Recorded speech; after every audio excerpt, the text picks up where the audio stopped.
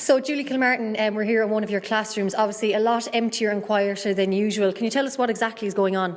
Absolutely. As you can imagine, we have been effectively shut down, and rightly so, Megan. This has to be done for the goodness, not just of ourselves, students, parents, Ireland, the whole world. So for the foreseeable future, obviously, we will not see the happy, smiling faces, well, supposedly, that used to be coming into us. So everyone effectively now is at home. However, we are coming around this in our own little way. For the first time ever, in many respects, we're switching over to online platforms that I have never heard of. Zoom, I now know what Zoom is. Skype, well, yeah, sometimes we would have used Skype. So we're moving to different ways to try and get information out to students and record. Some of our classes are pre-recorded, some are going out live.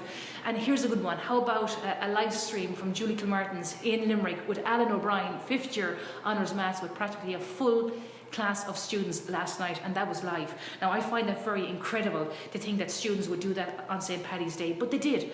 So there's ways and means of getting around this. It makes it a little bit more difficult, I suppose, for teachers like ourselves to come up with systems that will work to get the information out to students and get them back into the classroom, if the classroom is indeed at home.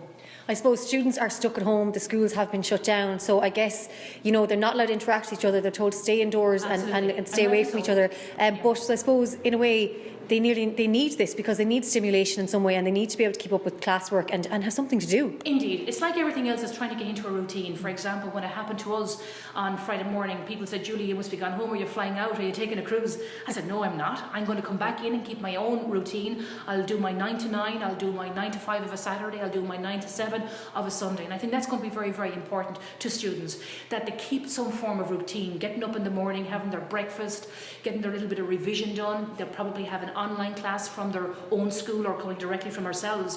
So it's not that they haven't got tools even to them at home. Sure, they've got Google, they've got StudyClicks. There's so much out there for them to help them.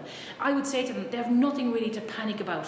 What they're losing out on in more ways than one is the social interaction. But in terms of material for classes coming from ourselves or coming from their own schools, it's there for them. And remember, there was never a good time for this to happen in any shape or form for anyone. But if it was going to happen at any given time, perhaps maybe we're coming towards the end of the school academic year. If this happened back in October or November, then yes, we'd have a huge problem on our hands. But in many respects, Leaving Certs in particular and Junior Certs, they practically have their courses finished. Yeah. They were coming into wind-down time, coming into Easter revision courses. And by April, a lot of students anyway were probably going to spend a lot of time studying at home. So let's put a positive spin onto this.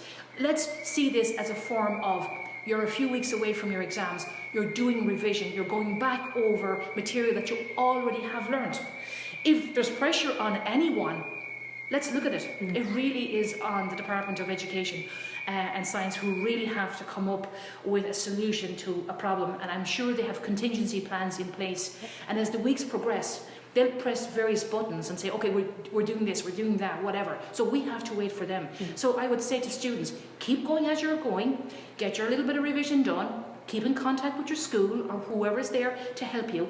And of course, the importance of your social isolation, really, to look after your family, to look after your parents, to look after your grandparents. And we'll get through this. And as they say, it's, we're all in this together.